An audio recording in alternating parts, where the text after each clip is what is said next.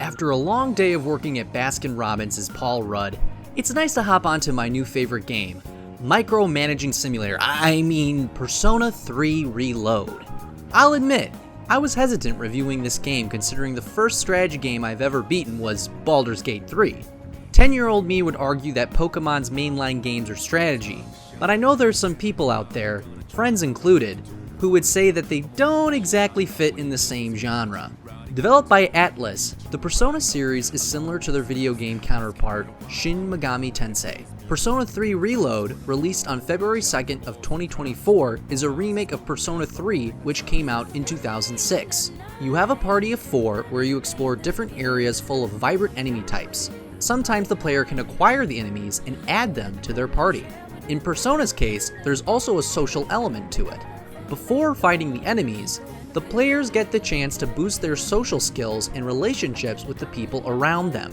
By doing this will increase the type of persona they have in their party. But what exactly is a persona?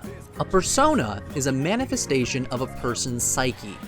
They aren't isolated living creatures, but instead an aspect of the person themselves. These personas can come in all shapes and sizes.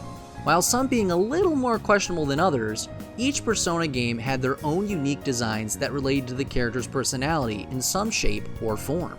The game is set in a high school where mysterious things are happening, but we'll touch on that in a bit.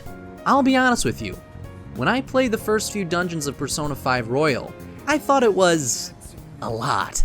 I became overwhelmed with the day in and day out features, where it felt more like a chore instead of a game. But after watching the opening cutscene of Reload, and seeing one of the main characters struggling to put a gun to their head, I knew I was going to be in for a different experience. Which brings me to Persona 3 Reload. The story takes place in 2009 in a Japanese city called Tatsumi Port Island, built and funded by the Kirijo Corporations. This is where we meet second-year high school student Makoto Yuki, who is walking through a train station only to find his surrounding area completely different. I gotta give props to the guy. He's completely unfazed by the coffins and puddles of blood that's around him. If I was in his shoes, I'd be like Shaggy saying, let's make like a tree and leave, man. Crappy impressions aside, our hero makes it to his new dorm where he will be staying for the year. That's where we meet Yukari Takaba, a second-year high school student. She seems like a perfectly normal student, besides the fact she has a gun strapped to her leg, which again, Yuki finds this completely normal. But hey, if you were walking home from school one day and you saw a bunch of weird stuff happen, I guess this isn't so bad, right? Now, here's what's bad. Several experiments carried out 10 years ago created the Dark Hour, a period of time that exists between one day and the next. During this time, most people turn into coffins, unaware of the Dark Hour. However, there's a select group of people who are. The Dark Hour bends reality. The high school becomes a huge labyrinth tower called Tartarus, and beasts known as shadows roam the area, preying on the minds of those still conscious. Tartarus is a dungeon that constantly changes every day, and the deeper you go into the belly of the beast, the harder the enemies are. The shadows leave their victims in near catatonic states outside of the Dark Hour. To investigate and learn about the Dark Hour, shadows, and Tartarus, the Specialized Extracurricular Execution Squad, or SEAS, was created. SEAS is a group of high schoolers capable of summoning personas to combat shadows. You could also say they see the shadows coming their way. Oh, brother, this guy stinks! If you still had the instructional manual from the original game, it describes a persona being a second soul that dwells deep within a person's heart.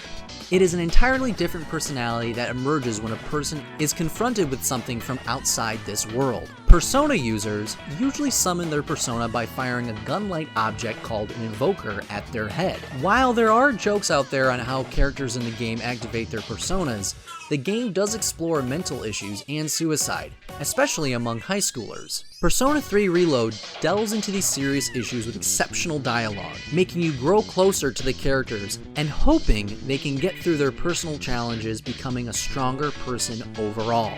Late one night, our heroes awaken by their classmate to hurry outside because someone or something is on their way to do harm.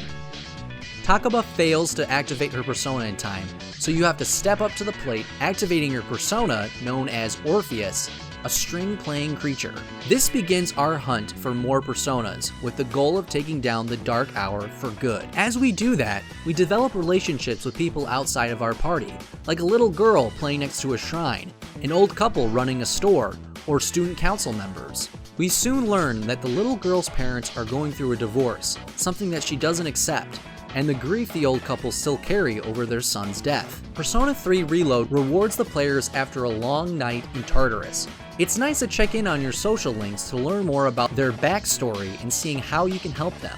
The more you rank up your social link, the stronger your personas will be, taking down stronger enemies as the game goes on. Persona 3 Reload has a great balance of gameplay in Tartarus and in the outside world. The original game was definitely a product of its time.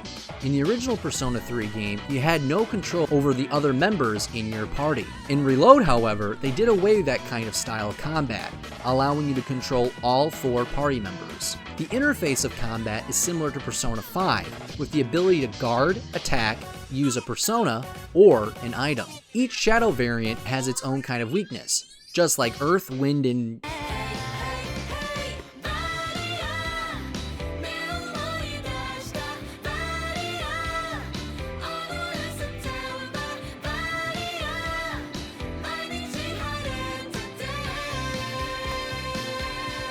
Yeah, you know the rest. But after knocking the variant down, you get to use the shift ability, where you can either keep attacking with the character you're currently using, or shift to another character where they can hit another shadow with a different weakness. If the party manages to knock out all of the shadows, you get to use an all-out attack, where the entire party rushes the enemies, dealing massive amounts of damage.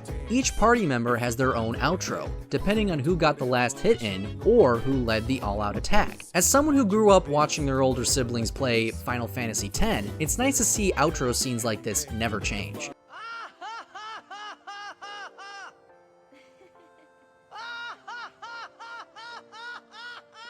Additional personas and resuscitative effects for the party are still obtained primarily through the post-battle minigame Shuffle Time. Reload instead allows the players to manually choose what specific card they want out of their randomized selection, as opposed to blindly selecting one after they are shuffled, similar to Persona 4 Golden's version of the minigame. The social part of the game can come in many ways.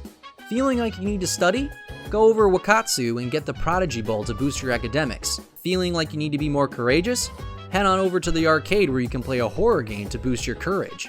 Or why not head over to the cafe and work a part-time job, boosting your charm and courage? Like I said, there are numerous ways to boost your social skills in the world. By doing so, it can unlock new dialogue options and further your social links. Even though I've been done with high school for almost 10 years now, I certainly feel like a student again, juggling a bunch of options in order to make ends meet. The only difference is I'm having a good time and I have enough courage to sleep in class. On a side note, have you ever had those dreams when you're back in school and teachers tell you have to retake your entire education because you forgot one assignment? Bueller? He's sick. My best friend's sister's boyfriend's brother's girlfriend heard from this guy who knows this kid is going with the girl who saw Ferris pass out at 31 Flavors last night. I guess it's pretty serious.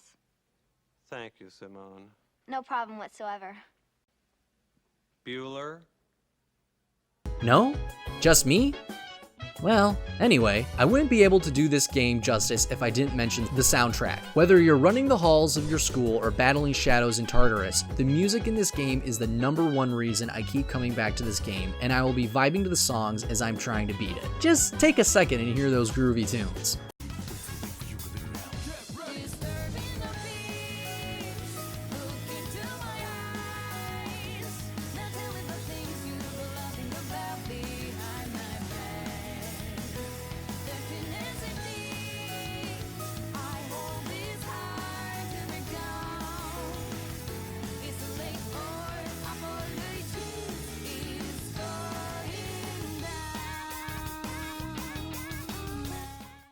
Overall, Persona 3 Reload is an excellent remake. Through its impactful storytelling, creative gameplay, and game design, I am genuinely glad I reviewed this game, and I encourage hesitant players to pick this game up. And in the end, that's the point of this channel.